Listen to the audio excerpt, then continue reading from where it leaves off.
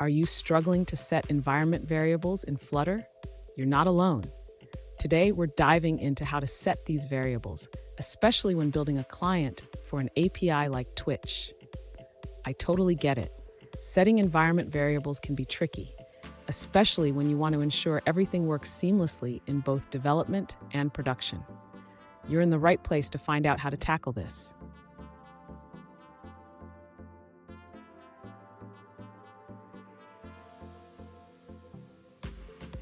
Here's the specific question we're addressing. One user asked how to set environment variables in Flutter during development and when shipping to production. If you've been wondering the same thing, stick around as we explore the solutions together.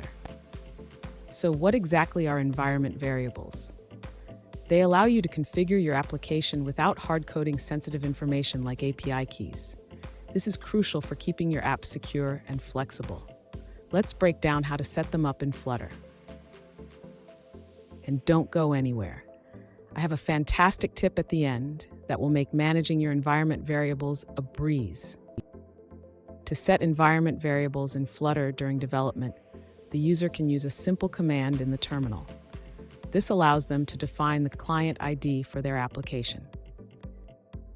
Next, when the user wants to access the client ID in their Dart code, they can utilize the from environment constructor. This allows them to retrieve the value set in the terminal. For production, the user can set environment variables in a different way.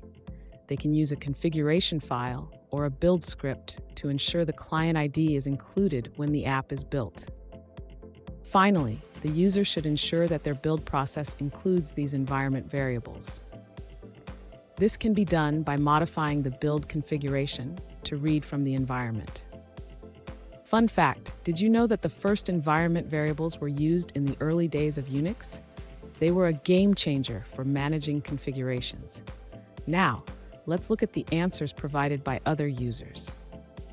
An alternative approach shared by another user involves loading environment variables from a .env file. First, create a .env file in your project's root folder and ensure it's included in your pubspec.yaml while being ignored by Git. In the .env file, you can define your key value pairs like API key and header. Then update your assets section in pubspec.yaml to include the .env file.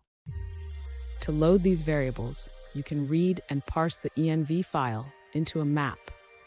This allows you to access your environment variables throughout your app. Remember to restart your app to load the env file properly. You can also consider using a JSON file for non-string variables and utilize service locators like getIt for efficient access. That's all on that answer. Let's take a look at another one. An alternative approach shared by another user involves using the .env package to manage environment variables in Flutter. This method allows you to load variables from an env file, similar to practices in Python and React. Let's take a look at an answer from another user.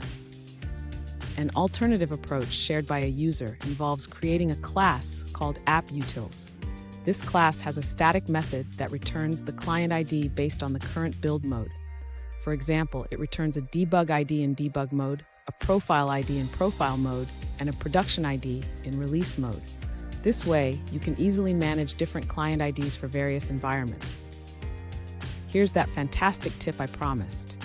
Always document your environment variables and their purposes. This will save you time and headaches in the future. And there you have it. You now know how to set environment variables in Flutter for both development and production. If you found this video helpful, please subscribe for more tips and remember to keep your environment variables organized.